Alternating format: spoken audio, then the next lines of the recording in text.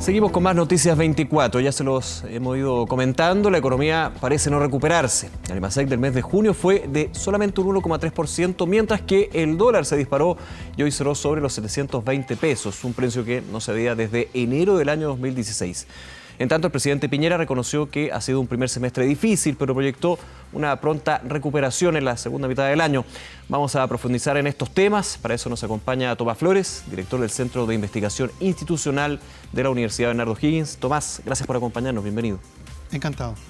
A ver, varios temas, pero primero vamos al dato del día en la economía chilena. IMASEC, 1,3%, y si vamos un poquito más a lo que ha sido el primer semestre, la libreta de notas, dirían muchos, estamos bien abajo, un 1,7%. El ministro de Hacienda, ya escuchábamos durante Noticias 24, varios elementos: conflicto internacional, guerra comercial, la situación de Chuquicamata, los aluviones durante la primera parte del semestre, también habló de la huelga de profesores algún minuto, pero el presidente Piñera decía el segundo semestre va a ser muchísimo mejor. ¿Será así? Sí, yo creo que sí, pero algunos por cosas no recurrentes y otras por el impulso de las medidas que se han adoptado. Lo primero es que efectivamente el primer semestre en base a comparación era muy exigente. El año pasado a su vez había habido IMASEC, me recuerdo uno de más de, no, y uno de cercano al 6%. 6%. Entonces eso cambia a partir del tercer trimestre. Es decir, el IMASEC de julio, tomando los mismos niveles de producción que tenemos hoy día, solo por base de comparación ya nos va a levantar la variación a cerca de 3%.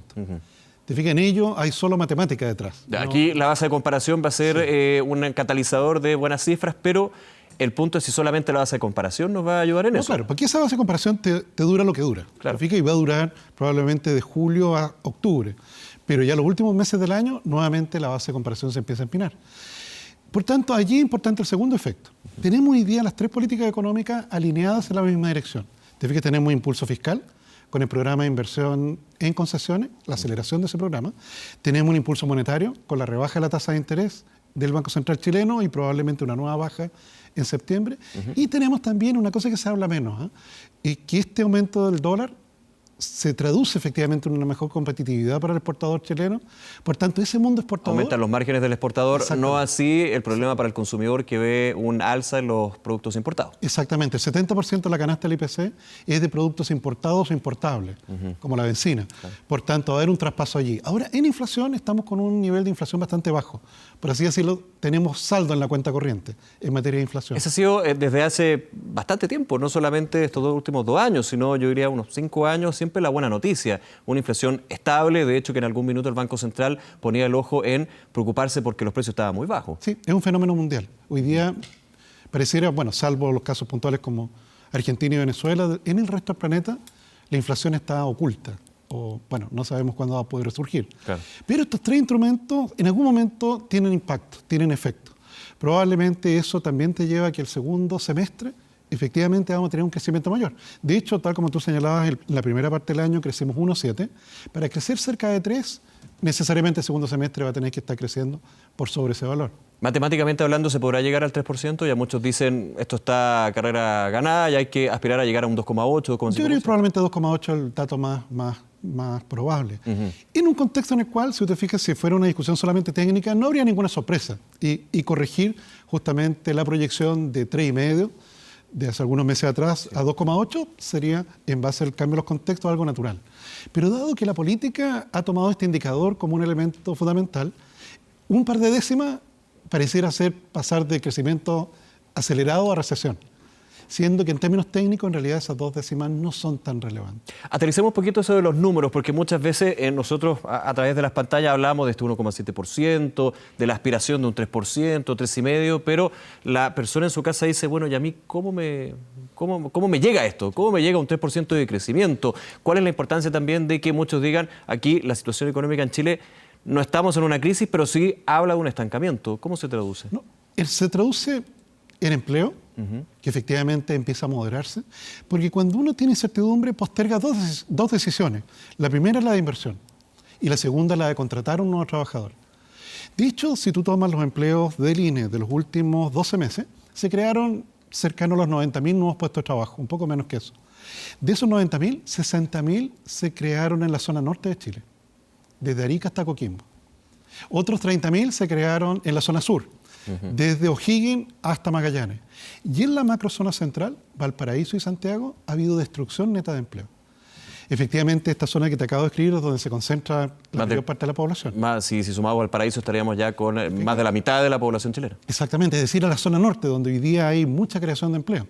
¿Okay? Pero efectivamente, en la zona de Santiago, indudablemente la realidad es muy distinta. ¿Y qué falla ahí? Porque claro, uno diría en el norte claramente, aunque tengamos un cobre que está por una situación que vamos a estar comentando, en los $2, menos de $2.06 la libra, igualmente la minería ya tuvo 4 años que fueron bastante bajos, entonces de alguna manera se ha ido recuperando, pero la situación de región metropolitana, Valparaíso, destrucción de empleos, ¿qué está pasando ahí? Yo creo que allí hay, la consecuencia de inversiones que probablemente se han detenido, a la espera de qué va a ocurrir. Ya. Para el mundo de las inversiones que son muy intensas en capital, efectivamente en capital fierros, por así decirlo, es muy importante la depreciación acelerada que está en el proyecto de ley de modernización tributaria. ¿Te fijas? Para ciertas empresas eso es lo más relevante y por tanto están en compás de espera. Compás de espera es un factor interno, que son las reformas como ha hablado el gobierno. Exactamente. Porque efectivamente en otros sectores eso es menos relevante. ¿Okay? Pero para el mundo de inversiones en capital fijo, esa parte del proyecto de ley es una de las más relevantes. Principalmente pensando en lo que pueden ser ya en la elaboración de presupuestos para el próximo año con un plan de inversión que puede ser más moderado dependiendo de ese tipo de elementos. Exactamente. Por eso es muy buena noticia que la Comisión de Hacienda haya aprobado el corazón de la reforma. La reintegración en este caso. Exactamente. ¿Okay? En ese punto, vámonos un poco al factor externo. El día de hoy, muy malo para las bolsas internacionales. Veíamos durante la jornada el Dow Jones, el principal índice de Wall Street, llegaba a caer 3%. Se moderó solo al cierre de la sesión, principalmente por este tironeo que existe entre China y Estados Unidos, que no es solamente a través de los mensajes de Twitter del presidente Trump, sino el día de hoy una devaluación muy fuerte del yuan, la moneda china. ¿Esto podría tener repercusiones ya de aquí hacia un corto, mediano, largo plazo? Este es el contraataque chino. Ya. Como son ellos, se han preparado para esta guerra en los últimos 10 años. Probablemente llevan 10 años preparándose para este conflicto comercial. Y ellos sabían que venía. Por tanto, cada uno de los contraataques está planificado en detalle. ¿Okay? Recordando en los tiempos y en las magnitudes. Y recordando que a diferencia, por ejemplo, de Chile u otros países, en China no existe la flotación cambiaria, es decir, que la paridad dólar con la moneda dependa de una situación de mercado. Aquí se puede mover de una manera bastante directa y inmediata. ¿Cuál fue la reacción? Efectivamente, Trump amenazó con colocar arancel a todo aquello que no tenía arancel hasta el momento y que fuera hecho en China. Todavía no lo ha hecho efectivo. Bastó la amenaza para que los mercados se derrumbaran. Entonces, ¿eso qué hace? Que un chino que efectivamente exporta $1, hasta hace un mes atrás recibía un poco más de 6 yuanes por cada dólar exportado. Hoy día pasa a recibir 7,1 yuanes por dólar exportado. Y por tanto puede hacer algo que efectivamente Trump no lo había pensado de inmediato. Puede efectivamente colocar ese producto que antes lo ponía a $10 en Estados Unidos, ahora lo puede ofrecer en $9. Claro. Y de esa manera contrapesar el arancel que Trump efectivamente está poniendo. Hace más atractiva la exportación china. Exactamente.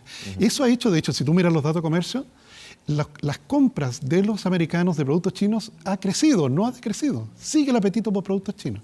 En cambio, los chinos se están dejando de comprar productos americanos. Hasta el momento, la guerra la van ganando los chinos.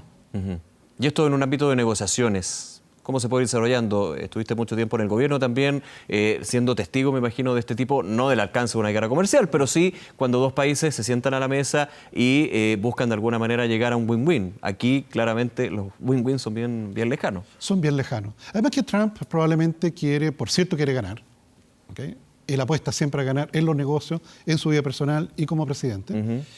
Y está acostumbrado a ganar con estas acciones de fuerza, que desconciertan al adversario. En este caso es un adversario que está acostumbrado a negociar en tiempos difíciles. Pero Trump tiene las elecciones por delante. Sí.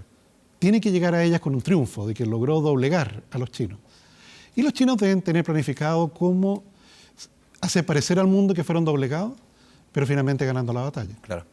Hay varios hasta ahora que se van a estar preguntando, bueno, y una pelea entre China y Estados Unidos de este calibre, ¿por qué afecta a Chile?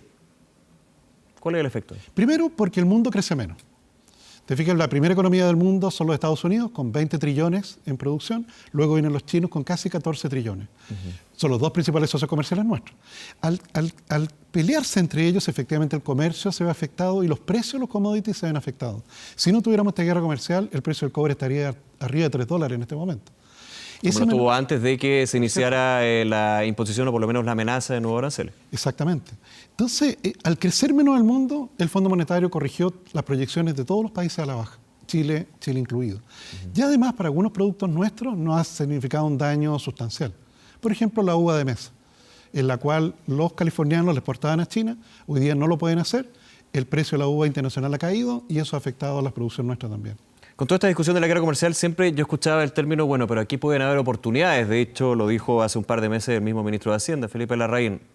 ¿Se ve alguna oportunidad para Chile con respecto a esto? Porque muchos dicen, a ver, claro, pueden haber oportunidades en algunos sectores, pero finalmente si esto tiene un mal sistémico, no compensa. No, claro, podría haber ganancia en algunos sectores en particular, tal vez producto, como lo está haciendo Argentina. De hecho, Argentina está siendo hoy día beneficiado por la exportación de soya hacia China, debido a que China ya no compra la soya producida en el medio oeste norteamericano. En el caso argentino hay una ganancia de un producto exportado importante de ellos. En el caso nuestro son de productos puntuales, por tanto no tenemos finalmente una ganancia neta. Claro, y la soya argentina es nuestro cobre, por hacer la similitud. Exactamente. Y obviamente ahí estamos... Claro, podríamos vender más alimentos o productos como vinos que los chinos compraban en California, pero en general los chinos para venderles alimentos requieren y te exigen un periodo de tramitación burocrática bastante largo. Entonces no es llegar y entrar al mes siguiente con un producto chileno. Ahora, Tomás Flores, me quedo con el factor interno en esta pugna económica que termina con estas cifras bien magras, 1,7% el primer semestre y también la aspiración de llegar a un 3% de crecimiento. Vuelvo al tema de las reformas, la política pública. ¿Cómo a través de una política contracíclica que ya se está anunciando a través de las inversiones de proyectos de infraestructura, como señalabas, puede de alguna manera ir cambiando el carril? Porque claramente la guerra comercial va a seguir. No se sabe cuándo va a terminar y no se sabe cómo puede empeorar. Y si termina, probablemente va a ser con un acuerdo parcial. Claro, que resuelva algunos de los problemas y dejar el resto para la siguiente negociación. Probablemente vamos a ver más impulso monetario, una nueva baja en la tasa de interés, vamos a ver más impulso fiscal, probablemente más inversión pública y también obras en concesión. Lamentablemente, esos temas tienen tiempos que no es fácil acortarlos. Efectivamente, Obras Públicas hoy día está en el Ministerio de Obras Públicas a toda máquina, tratando de sacarlo adelante. Pero evidentemente la incertidumbre te lleva a paralizarte. Y esa paralización es el plan consejero en estos tiempos de batalla. Por último, en ese tema, ¿el Banco Central tiene margen para seguir bajando la tasa de interés? Tiene margen porque la inflación, si bien es cierto se va a ver afectada por la devaluación de la moneda chilena, la inflación está bastante baja. Por tanto, existe espacio para que pueda bajar la tasa de interés nuevamente en septiembre. ¿Y el escenario internacional con la FED también cambiando su política? Por cierto, con un periodo de tiempo en el cual estamos viendo cosas que creíamos que no íbamos a ver en nuestro periodo de vida. Esto es como la japonización del mundo. Persistencia en tasas de interés cercanas a cero o incluso negativas. Bien, Tomás Flores, como siempre, muchísimas gracias por acompañarnos para entrar a un tema tan técnico, pero que finalmente nos afecta a todos, como es la economía nacional e internacional. Gracias. Encantado. Que esté muy bien.